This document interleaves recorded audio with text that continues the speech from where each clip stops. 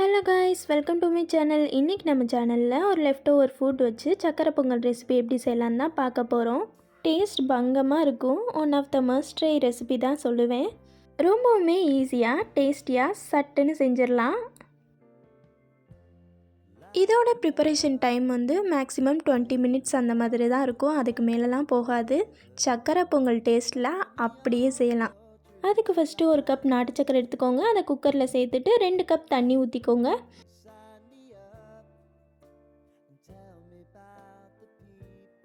நீங்கள் நாட்டு சக்கரைக்கு பதிலாக வெல்லம் கூட சேர்த்துக்கலாம், ஒன்றும் பிரச்சனை இல்லை.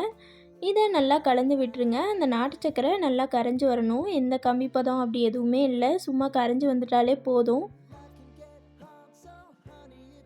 இதில் நம்ம யூஸ் பண்ண போகிற லெஃப்ட் ஓவர் ரெசிபி என்னென்னா பழைய சாதம் தான். மதியம் வடித்த பழைய சாதம் கொஞ்சம் இருந்தது. இந்த ரெசிபி நான் ஈவினிங் போல் செஞ்சிட்ருந்தேன்.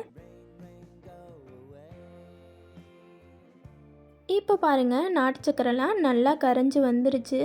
இந்த ஸ்டேஜில் நம்ம லெஃப்ட் ஓவர் ரைஸ் சேர்த்துக்கலாம். சேர்த்துட்டு அதை நல்லா மிக்ஸ் பண்ணி விட்டுக்கலாம்.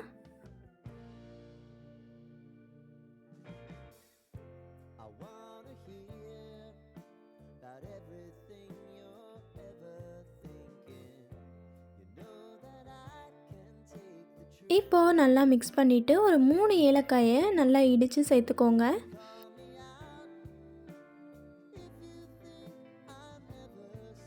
இது கூட ஒரு பிஞ்ச் அளவு உப்பு சேர்த்துக்கோங்க. அப்போ தான் அந்த ஸ்வீட்னஸ் எல்லாமே என்ஹான்ஸ் பண்ணி காட்டும். இதெல்லாம் மிக்ஸ் பண்ணிவிட்டு குக்கர் விசில் போட்டு ஒரு 3 விசில் விட்டு எடுத்தால் இப்படி தான் இருக்கும். இதை அப்படியே இறக்கிடாமல் குக்கர்லேயே வச்சு ஒரு 5 நிமிஷம் போல் கிண்டுங்க. அந்த பபிள்ஸ்லாம் நல்லா வரும் மேலே. சும்மா அப்படியே மேலோட்டமாக கிண்டி விட்டுறாமல் நல்லா கரண்டியை அழுத்தி கிண்டினீங்கன்னா நல்லா பொங்கல் கன்சிஸ்டன்சி சூப்பராக வரும்.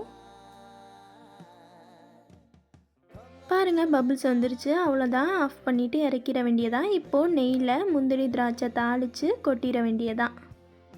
எனக்கெலாம் பார்க்கும்போதே செம்ம டெம்ப்ட் ஆயிடுச்சுங்க. டேஸ்ட்டும் வேறு லெவல். அவ்வளோதான் ஃப்ரெண்ட்ஸ், ரொம்ப ஈஸியாக நம்ம சக்கரை பொங்கல் ரெடி. சர்வ் பண்ணிட வேண்டியதான்.